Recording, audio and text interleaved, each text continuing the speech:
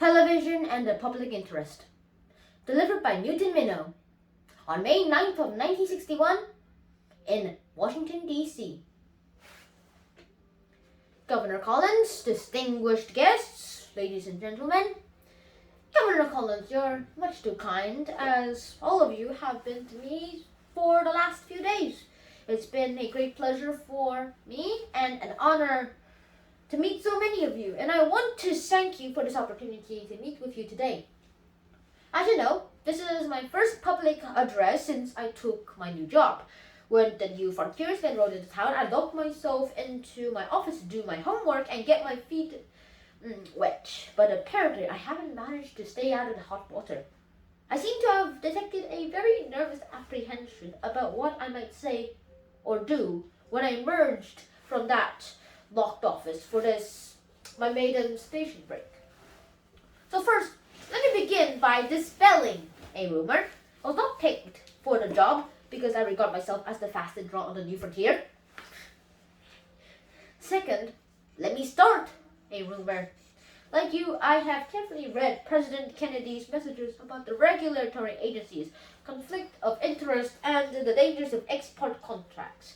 And of course, we at the Federal Commission will do our part. Indeed, I may even suggest that we change the name of the FCC to the Seven Untouchables. It may also come to surprise to some of you, but I want you to know that you may have my admiration and my respect. Yours is an honorable profession. Anyone who is in the broadcasting business has a tough row to hoe. You earn your bread by using public property. When you work in the broadcasting, you volunteer for public service, public pressure, and public regulation. You must compete with other attractions and other investments. And the only way you can do it is to prove to us that every 3 years that you should have been in business in the first place. I can think of easier ways to think of a living, but I cannot think of more satisfying ways. I admire your courage, but that doesn't mean that I should make any life easier for you. Your license lets you use the public airwaves as trustees for 180 million Americans. The public is your beneficiary. If you want to stay on as trustees, you must deliver a decent return to the public, not only to your stockholders. So as a representative to the public, your health and your product are among my chief concerns. Now, as to your health, let's talk only of television today. 1960 gross broadcast revenues of the television industry were over $1,268,000,000. Profit before those, the taxes, was $243,900,000, an average return of 9.2%. Compare these with 1959, where the gross broadcast revenues were $1,163,900,000, and the profit before taxes was $222,300,000, an average return of 19.1%. So the percentage increase of total revenues from 59 to 60 was 9%, and the percentage because of profit was 9.7%. This despite impositions throughout the country for your investors, the price has indeed been right. So I am confident in your health, but not in your product. It is with this and much more in the mind that I come before you today. One editorialist in the trade press wrote that the FCC and the New Frontier is going to be one of the toughest FCCs in the history of the broadcast regulation. If he meant that we intend to enforce the law in the public interest, let me make it perfectly clear that he is right. We do. If he meant that we intend to muzzle or censor broadcasting, he is dead wrong. It wouldn't surprise me if some of you had expected me to come here today and say to you, in effect, clean up your own house or the government will do it for you. Well, in a limited sense, you would be right because I've just said it. But I want to say to you as earnestly as I can that it is not in the spirit that I come before you today, nor is it in the spirit that I intend to serve the FCC. I am in Washington to help broadcast it, not to harm it, to strengthen it, not weaken it, to reward it, not to punish it, to encourage it, not threaten it, and to stimulate it, and not censor it. Above all, I'm here to uphold and protect the public interest.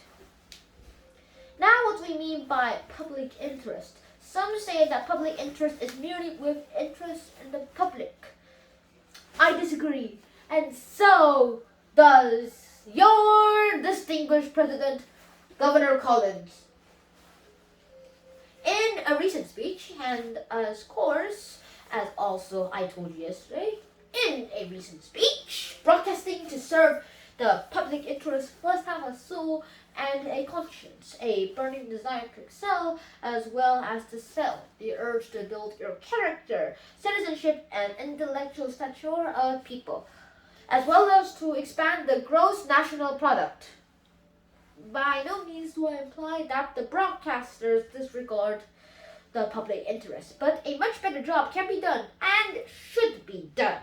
I cannot agree more with Governor Collins, and I would add that in today's world, with chaos in Laos and the Chicago aflame, with communist tyranny on our Caribbean doorstep, relentless pressures on our Atlantic alliance, with social and economic problems at home of the gravest nature, yes, and with the technical knowledge that makes it possible, as our president has said, not only to destroy our world, but to destroy poverty around the world. In a time of peril and opportunity, the old complacement, unbalanced fear of action, adventure, and stimulation comedies is simply not good enough. Your industry possesses the most powerful voice in America and has an inescapable duty to make that voice ring with intelligence and with leadership. In the past few years, this exciting industry has grown with a novelty to an instrument of overwhelming impact on the American people. It should be making ready for the kind of leadership that the newspapers and the magazines assumed years ago, to make our people aware of their world. Ours has been called the jet age, the space age. It is also, I submit, the television age. And just as history will decide whether the leaders of today's world employed the atom to destroy the world or to rebuild it for mankind's benefit, so will history decide whether today's broadcasters employ their powerful voice to enrich their people or to debase them. If I seem today to address myself chiefly of the problems of television, I don't want any of you radio broadcasters to think that we've gone to sleep at your switch. We haven't. We still listen. But in recent years, most of the controversies and cross-currents in broadcast programming have swiveled around television. And so my subject today is the television industry and the public interest. Like everybody else, I wear more than one hat. I'm the chairman of the FCC, but also a television viewer and the husband and the father of other television viewers. I have seen a great many television programs that seem to me and immediately worthwhile. And I'm not talking about the much moaned, bemoaned, and bemoaned good old days of Playhouse 90 and Studio One. I'm talking about the past season. Some were wonderfully entertaining, such as the Fabulous 50s, the Fred Astaire Show, and the Bing Crosby Special. Some were dramatic and moving, such as Conrad's Victory and Twilight Zone. Some were marvelously informative, such as The Nation's Future, CBS Reports, The Valiant Years. I could list many more. Programs that I'm sure everyone here felt enriched his own life and that of his family. When television is good, nothing, not the theater, not the magazine, or newspapers, nothing is better. But when television is bad, nothing is worse. I invite each of you to sit down in front of your television set when your station goes on the air and stay there for a day without a book, without a magazine, without a newspaper, without a profit and loss sheet or a rating book to distract you. Keep your eyes glued to that set until the station signs off. I can assure you that what you will observe is a vast wasteland. You will see a procession of game shows, formula comedies about totally unbelievable families, Fallon and Cinder, mayhem, violence, sadism, murder, Western bad men, Western good men, private eyes, gangsters, more violence, more and more cartoons, and endlessly commercials, many screaming, many controlling and offending, and most of all, boredom. sure you'll see a few things that you'll enjoy, but they will be very, very few. And if you think I am sorry, I ask only you to try it. If there is one person in this room who claims that broadcasting can't do better, well, a glance at next season's proposed programming can give us a little heart.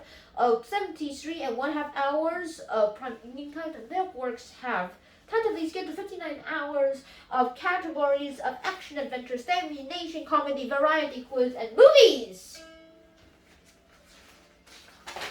Is there one network president in this room who claims he can't do better? Well, is there at least one network president who believes that other networks can do better? Gentlemen, your trust accounting with your beneficiaries is long overdue. Never have so few to so much many.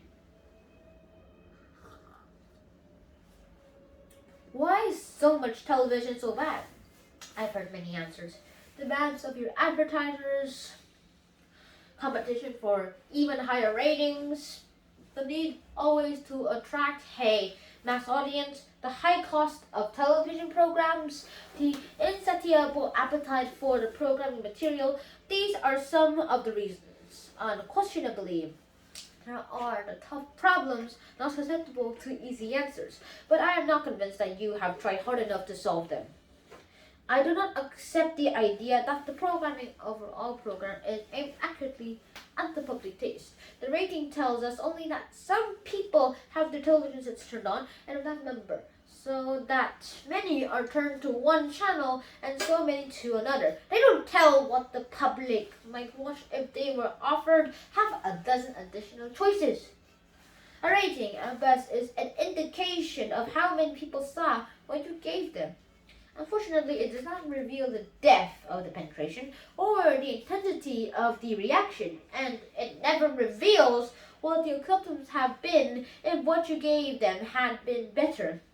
If all the forces of art and creativity and daring and imagination have been unleashed, I believe in the people's good sense and good taste, and I am not convinced that the people's taste is as low as some of you assume. My concern with the rating service is not with their accuracy. Perhaps they are accurate. I really don't know. What then is wrong with the ratings? It's not being their accuracy. It's been their use. Certainly, I hope you will agree that ratings should have little influence where children are concerned. The best estimates indicate that during the hours of 5 to 6 p.m., 60% of the audience is composed of children under 12, and most young children today, believe it or not, spend as much time watching television as they do in the schoolroom.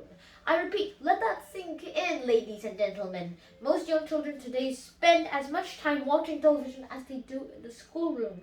It used to be said that there were 3 great influences on a child: home, school, and church. Today, there's a 4th great influence.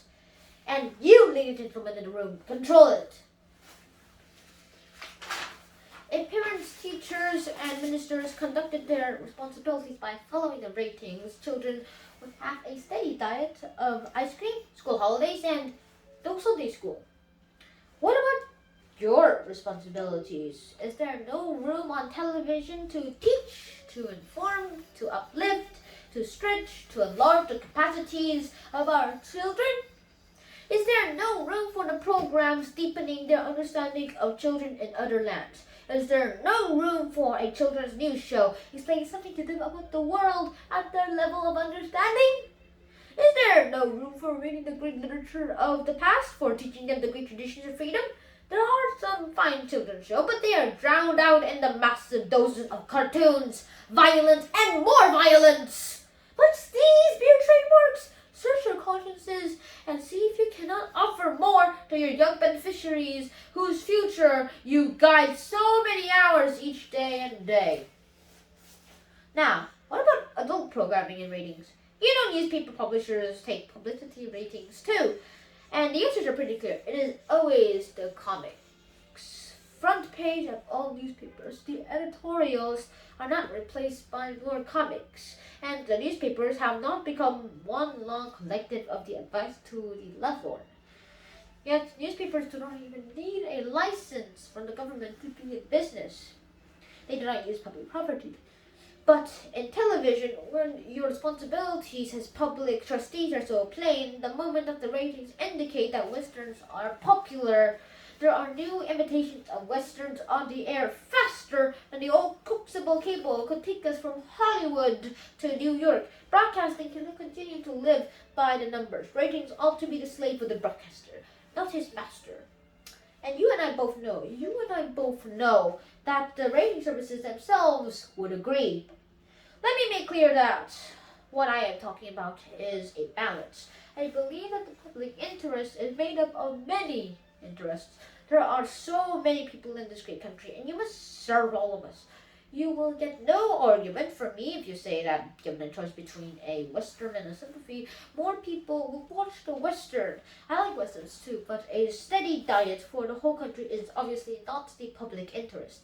We all know that people would more often prefer to be entertained than stimulated or informed, but your obligations are not satisfied if you look only to popularity test what to broadcast. You are not only in show business, you are free to communicate ideas as well as relaxation. And as Governor Collins said to you yesterday, would he encourage you to editorialize? As you know, what FCC has now encouraged editorializing for years. We want you to do this. We want you to editorialize, take positions. We only ask that you do it in a fair and responsible manner. Those stations that have editorialized have demonstrated to you that the FCC will always encourage a fair and responsible class of opinion. We must provide a wider range of choice, more diversity, and more alternatives. It is not enough to cater to the nation's whims. You must also serve the nation's needs. And I would add this, that if some of you persist in a relentless search for the highest ratings and the lowest common denominator, you may well lose your audience. Because, to paraphrase a great American who was recently my law partner, the people are wise, wiser than some of the broadcasters and politicians think. As many of you have gathered, I would have and like to see television improved. But how is this to be brought about? By voluntary action by the broadcasters themselves? By direct government intervention, or how? Let me address myself now as the role as to a viewer, but as a chairman to the FCC. I cannot, if I would, chart for you this afternoon in detail all the actions I contemplate. Instead, I want to make clear some of the fundamental principles which guide me. First, the people own the air, and they own it as much at the prime evening time as they do at 6 o'clock on Sunday morning. For every hour that the people, give you, you owe them something. And I intend to see you that debt is paid with service. Second, I think it is foolish and wasteful for us to continue for and worn out wrangle over the problems of the people, rigged quiz shows, and other mistakes of the past. There are laws on the books which will enforce, but there is no chip on my shoulder. We live together in perilous, uncertain times. We face together staggering problems, and we must not waste much time now by relashing the cliches of past controversy. To quarrel over the past is to lose the future. Third, I believe in the free enterprise system. I want to see broadcasting improved, and I want you to do the job. I am proud of the champions to your cause. It is not rare for American businesses to serve a public trust. Yours is a special trust because it is imposed by law. Fourth, I will do all I can to help educational television. There are still not enough educational stations, and major centers of country still lack usable educational channels. If there were a limited number of printing presses in this country, you may be sure that a fair proportion of them would be put to educational use. Educational television has an enormous contribution to make to the future, and I intend to give it a hand along the way. If there is not a nationwide educational television system in this country, it will not be the fault of the FCC, Fifth, I'm unalterably opposed to governmental censorship. There will be no suppression of programming which does not meet with the bureaucratic tastes. Censorship strikes at the type root of our free society. Sixth, I do not come to Washington to idly observe the squandering of the public's airwaves. The squandering of our airwaves is no less important than the lavish waste of any precious natural resource. I intend to take my job as the chairman of the FCC very seriously. I happen to believe in the gravity of my own particular sector of the new frontier. There will be times perhaps when you will consider that I take myself the job of the chairman of the FCC and also take my job too seriously. Frankly, I don't care if you do. For I am convinced that either one takes this job seriously or one can be seriously taken. Now, how will these principles be applied? Clearly, at the heart of the FCC's authority lies the power to license, to renew or to fail to renew or revoke a license. As you know, when your license comes up for renewal, your performance is compared with your promises. I understand that many people feel that in the past, licenses were often renewed pro forma. I say to you now, renewal will not be pro forma in the future. There is nothing permanent or sacred about a broadcast license. Simply matching promises and performance is not enough. I intend to do more. I intend to find out whether the people care. I intend to find out whether the community with each broadcaster serves believes he has been serving the public interest. When a renewal is set down for hearing, I intend, whenever possible, to hold a well-advertised public hearing right in the community you have promised to serve. And you give them in notes, document cases. If they're truly interested in your service, you give them to make notes, document cases. If they're truly interested in the service, you give them to make notes, tell us the facts. And of those few who really believe that the public interest is merely what interests the public, I hope that these hearings will be of no little interest of you. The FCC has a fine reserve of monitors. Almost 180 million Americans gathered around 56 million sets. If you want those monitors to be your friends at court, it's up to you.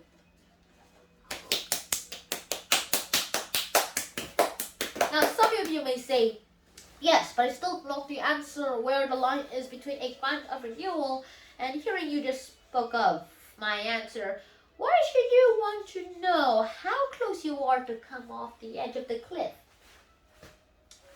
What the Commission asks of you is to make a conscientious, good faith to effort to save and serve the public interest. Every one of you serves a community in which the public and the people would benefit by educational and religious and instructive and other public service programming. Every one of you serves in an arena which has local needs and adds to local elections, controversial issues, local news, local talents. Make a serious, genuine effort to put on that programming. And when you do, you will not be playing brinkmanship with the public interest. Now, what I said applies to the broadcast system. Now, a station break for the networks, and will even last longer than 40 seconds. Your network knows your importance in this great industry. Today, more than 1/2 of all the hours of television station programming comes from the networks. In prime time, this rises to make more than 3/4 of the available hours. You know that the FCC has been studying network operation for some time. I intend to press this to a speedy conclusion to very useful results.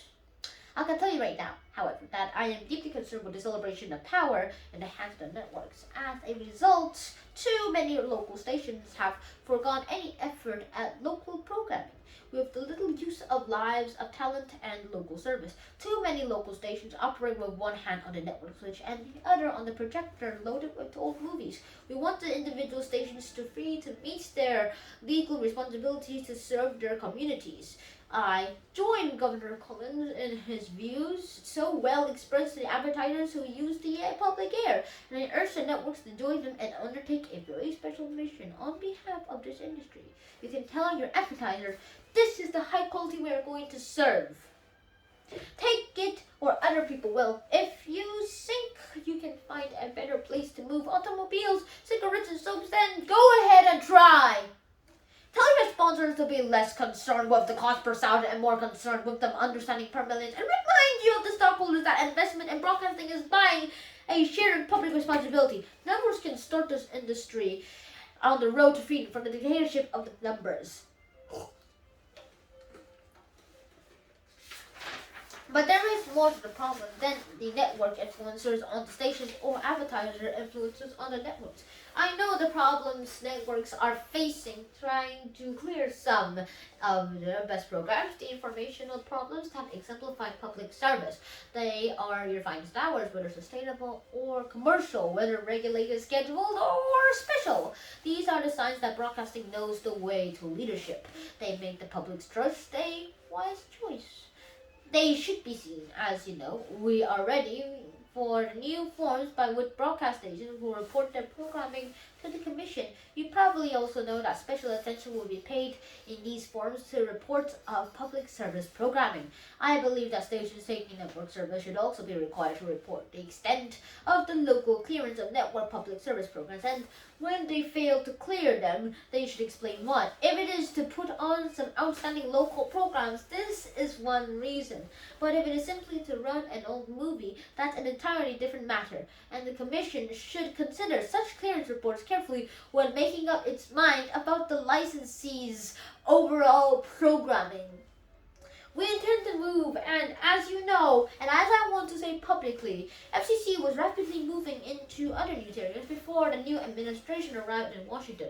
And I want to pay my public respects to the very able predecessor, Fred Ford, and to my colleagues on the Commission, each of whom has welcomed me to the WCC FCC with warmth and cooperation. We have approved an experiment with pay TV, and in New York are testing the potential of UHF broadcasting. Either or both of these may revolutionize television. Only a foolish prophet would venture to guess the direction they will take and their effect, but we intend that they shall be explored fully, for they are part of the broadcasting's new frontier. The questions surrounding pay TV are largely economical. The questions surrounding UHF are largely technological. We are going to give the infant pay a TP, a chance to prove whether it can be offered a useful service. We are going to protect it from those who would strangle in its crib. As for UHF, I'm sure you know that our tests in the canyons of New York City, we will take every possible positive step to break through the allocations barrier into the UHF. We will put this sleeping giant to use, and in the years ahead, we may have twice as many channels operating in cities where now there are only 2 or 3 states. We may have half dozen networks instead of 3. I've told you that I believe in the free enterprise system. I believe that most of the television's problems stem from the lack of competition. This is the importance of the UHF to me. With more channels on the air, we will be able to provide every community with enough stations to offer service to all parts of the public. Programs with a mass market appeal required by mass appeal to more limited markets and to the special taste. In this way, we can all have a much wider appeal to the programs. Programs with a mass market appeal will recognize the need to appeal more limited markets and to special tastes. In this way, we can all have a much wider range of programs. Television should strive for this competition, and the country should benefit from the alternative services and sources of the public. And Governor Collins, I hope the NAB will benefit from the many new members. Another and perhaps the most important frontier, television will rapidly join the parade into space. International television will be with us soon. No one knows how long it will be until a broadcast from Western New York will be viewed in India as well as in Indiana, will be seen in Congo as it is seen in Chicago. But as surely we are meeting in here today, that day will come, and once again our world will shrink. What will the people of other countries think of us when they see our Western Batman and Goodman punching each other in the jaw in between the shooting?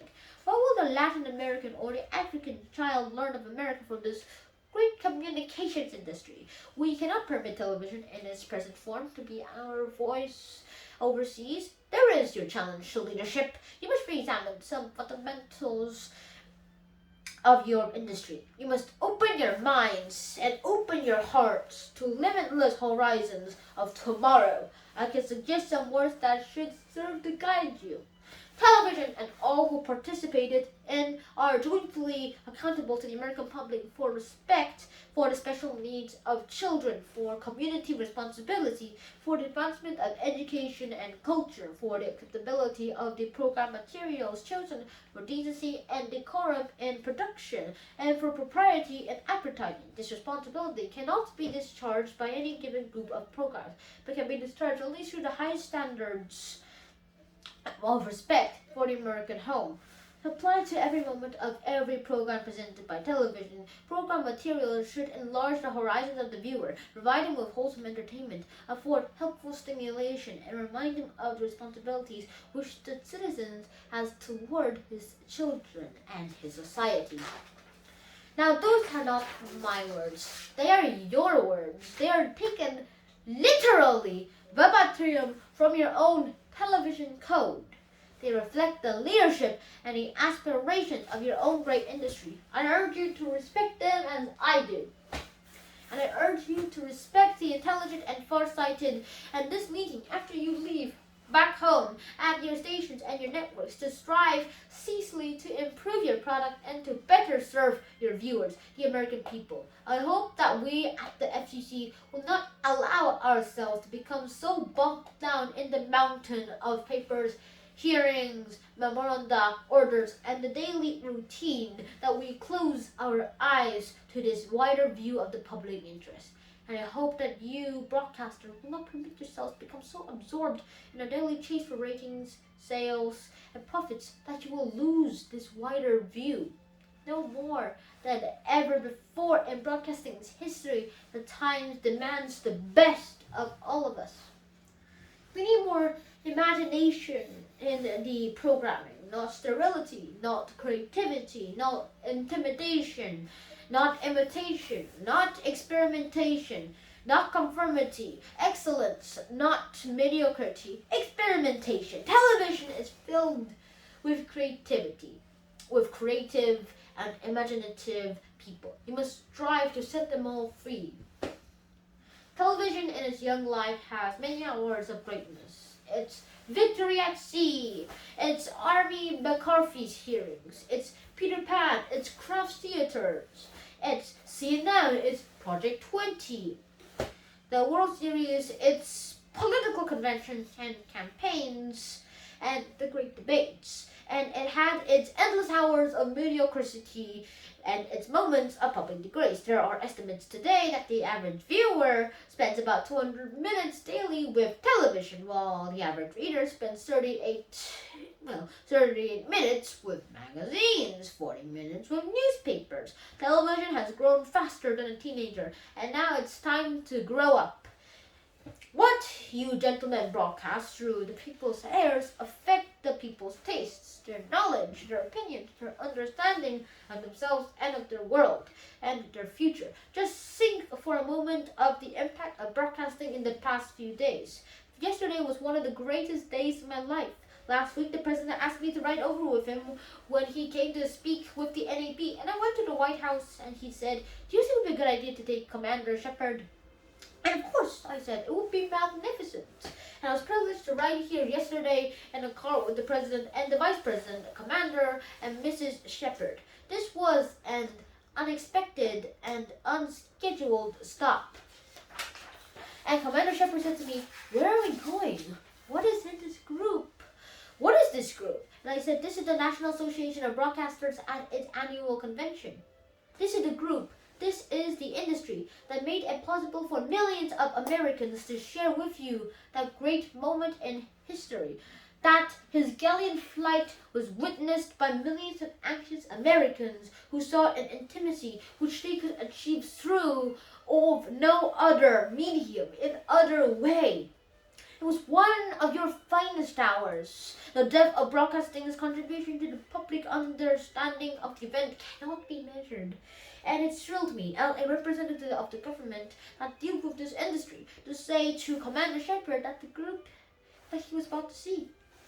I say to you, ladies and gentlemen, I remind you that the President said in his starring inauguration, he said, "Ask not what America can do for you. Ask what America. Ask what you can do for America. And ask not what broadcasting can do for you. Ask what you can do for broadcasting, and ask what broadcasting can do for America." I urge you to put people's airways to the services of the people and to put a cause of freedom. You must help gentlemen for great decisions. You must help a great nation fulfill his future. Do this. I pledge you our help. Thank you.